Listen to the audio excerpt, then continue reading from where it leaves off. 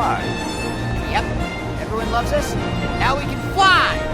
The universe revolves around the Battletoads! Chant with me! We are God! We are God! We are God! What the?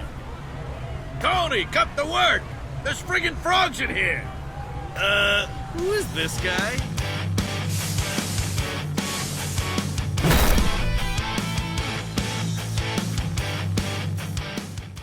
"2020 will go down in modern history as one of the worst years of the 21st century so far. And as far as I'm concerned, Battletoads, or Battletoads as I've taken to calling it, is definitely the worst game I've played this year.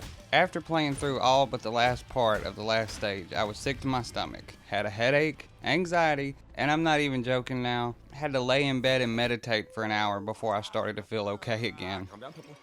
Put it down. Be nice. Be nice. Be strong. My neck is... But I guess if the world can deal with murder hornets, then I can review Battletoads.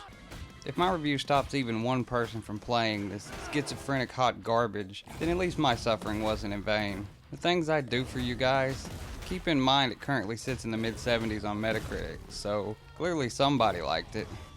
Battletoads 2020 is a beat-em-up, racing, puzzle, side-scrolling platformer, twin-stick shooter, old arcade shooter, paper, rock, scissors, quick-time event, and runner game.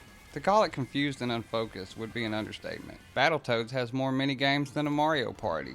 Sadly, it's to the point where even the main focus, the beat-em-up portion of the game, only takes up maybe 4 stages out of about 20. And it's a shame because those sections are without a doubt the game's strongest element, but even they suffer from flaws. While I would like to have seen more fighting, the second half of the game switches to focus on the twin-stick shooter and side-scrolling puzzle platform stages. And only right at the end do you even go back to the core experience. I understand that the original Battletoads had several different game types, but the variety in those stages at least felt like they fit. This game feels like someone gave a bunch of crack to a couple of 7-year-olds and just let them make whatever they wanted to, unopposed. Switching between the different game types is jarring, and most of the different genres here are very poorly represented, seeming cheap and lazy on the developer's part, with not even the average quality of a 99-cent phone game. In addition to that, several of the different game types just wear themselves thin but keep going on and on and on despite that. It feels like padding in an already short game, but the game length is actually not a complaint of mine because a lot of retro games can probably be beaten in under an hour, and seriously, I was tempted to quit by the time I was halfway through and had to fight that urge throughout, so it's probably not a good thing it didn't last any longer than it did. I did finally end up quitting halfway through the last stage. Not out of frustration, but out of exhaustion and the literal pain and stress I was feeling. That's not exactly a ringing endorsement. At first, the fighting stages were pretty cool. I certainly didn't understand why the game was catching so much hate. The problem here is there's a fine line between adding complexity and challenge while not taking it overboard, but the developers go from 0 to 100 in no time flat. You find yourself fighting a dozen enemies, all relentlessly attacking you with 70% of the floor off limits. At this point, fighting is no longer free-flowing, fun, or creative. It's an overly complex combat puzzle in which you have to do the exact thing at the exact moment or you're going to suffer for it. And on top of that, the screen is so busy with characters and effects that it's just hard to even see your warning sense that an attack is incoming. And I got hit so many times from just being unable to follow all the sheer chaos going on at once.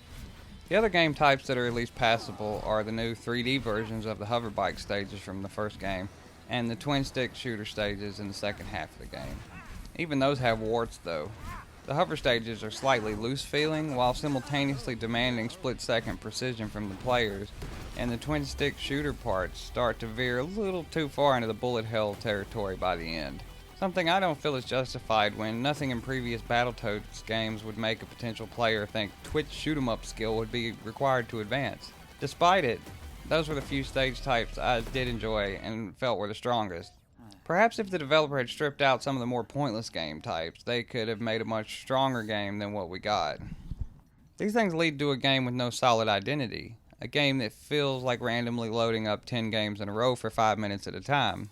I actually used to have ADHD as a kid, but was able to overcome it by the time I was an adult. Well, Battletoads made me feel like it had come back. Hands down, the worst part of the game is near the end when the game presents you with several crowded panels as you attempt to reboot your spaceship's systems. And while faced with a time limit, you have to reference the top of the screen to find which panel symbol you were supposed to work on below, and then do random little mini games and QuickTime events in order to fix the ship. You get little to no direction, and as you proceed, you have to do about 30 of these in a row. That's right. Sometimes even the mini games in Battletoads have mini games, and it's as awfully absurd as it sounds. So, what's good about Battletoads? The music is excellent, and the voice actors all do a fine job. The animation is fluid, and the backgrounds are detailed and colorful. A few of the jokes got a chuckle out of me, but most of the humor is actively unfunny. Jeff didn't exactly stick the landing. Was that a gymnast joke, you lumberjack sack of crap? Are you making fun of the sack lunges we lumberjacks bring into the forest? The story is basically stupid nonsense that is just as confused as the gameplay. Somewhere underneath all the poorly implemented design choices, there are moments of fun. Personally, I think Battletoads is quite possibly one of the worst games I've ever played though, because normally I wouldn't finish a game this annoying. The only reason I kept going was because I needed to get a review up, and by the time I realized how bad it was, I had already gone far enough to feel like I should just keep going. And I kept hoping it would get better, but instead it managed to somehow get worse and worse with every single stage. I can't really recommend it to anyone, even if it is free on Game Pass right now. I feel like they should have paid me to play it, and I would just as soon croak before I would ever think about booting it up again. Final score? 4 out of 10. Pros. The music rocks and the voices are good. There's great animation and backgrounds, and the first few stages aren't too bad. Cons. The combat is too convoluted and busy, abundant subpar minigames, nonsense plot with lame humor,